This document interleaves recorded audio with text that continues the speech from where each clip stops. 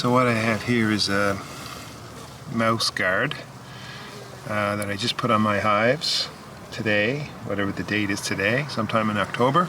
My cue to put these on is when it's gotten cold and the bees are beginning to cluster at night, and some days they don't even fly because it's so cold. So once that happens, I find a warm day or warmish day where the bees are flying fairly well and they're out and about, so that if there is any kind of mouse inside the hive, the mouse would be scared out by the flying bees.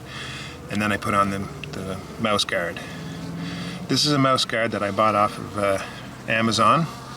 And of course it doesn't fit with a standard bottom cover that you mostly find on 10-frame Langstroth hives. So you've got the bottom cover, or bottom board I mean, and you got the ridge here.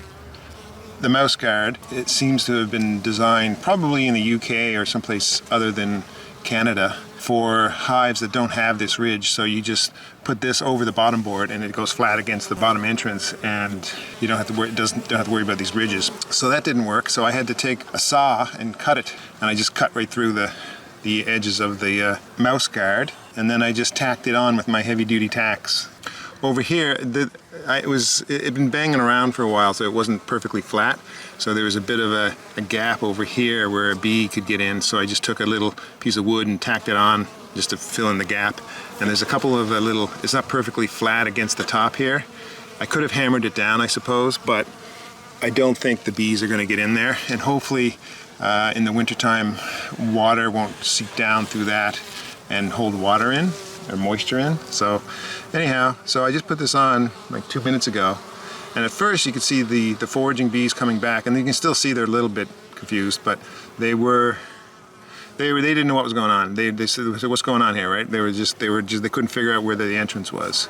And there is actually a hole right here drilled in the super that a whole bunch, well, most of them seem to prefer that hole over the bottom entrance, and you can see there's a few bees wandering about looking for the hole. So they'll be a little slightly disoriented, but they're bringing in something. They're bringing in pollen. They're bringing in yellow pollen. I haven't had to feed my bees much pollen this year going into the fall because there's just been an abundance of pollen. Not a lot of nectar in some locations, but pollen galore everywhere. So it's been, I just didn't bother putting, I put some on, but you can see that when the bees have the choice between bringing in natural pollen and pollen supplement, or even pollen patties that have natural pollen in them, they'll still want to bring in the natural pollen. So this is what they're doing. And so they didn't really touch what pollen patties I gave them. I bought some pollen patties last winter, or just before the end of last winter, and I still have a bunch of them in the freezer. Hopefully they won't go bad. But anyway, this is my mouse guard. Oh, in this bee, I don't even know if it's in the shot, but it looks like it has a completely black abdomen.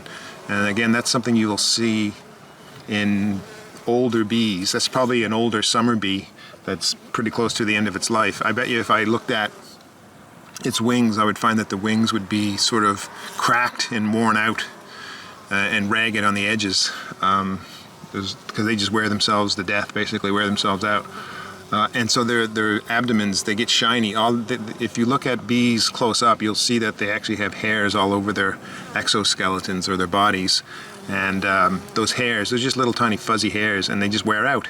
So after a while, their abdomens just become completely bare of hair, and they look shiny. And you'll see that the stripes almost disappear because the stripes seem to be accentuated by the hairs that are on their bodies.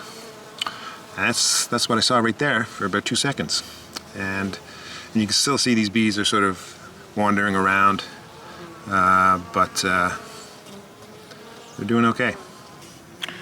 And that's my beekeeping report for today. These bees, it's probably not even 10 degrees Celsius right now, but these bees are out.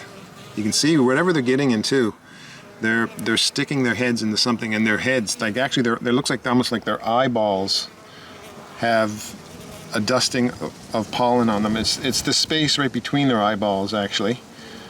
So I don't know what that is.